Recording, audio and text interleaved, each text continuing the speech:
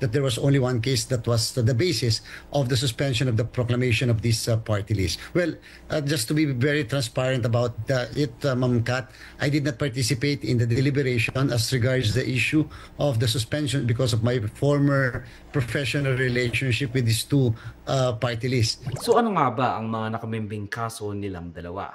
What is the charge? Eating a meal? A succulent Chinese meal? Well, the big dog, Duterte Youth, ay may nakabigming kaso na nagsimula noong 2019 pa dahil nga, hindi raw sila kabataan.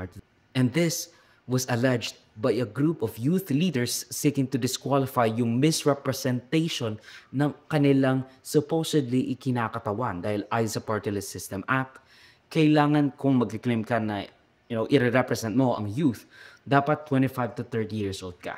Si Caderma, their first nominee was already 34 noong kinuha niya ang Certificate of Nomination at Acceptance. I mean, ano naman, di ba, kung yung mga bumboto sa Duterte Youth, mga senior na.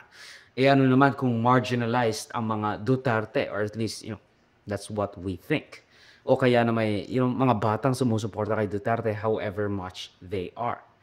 Well, the very thing is here is that,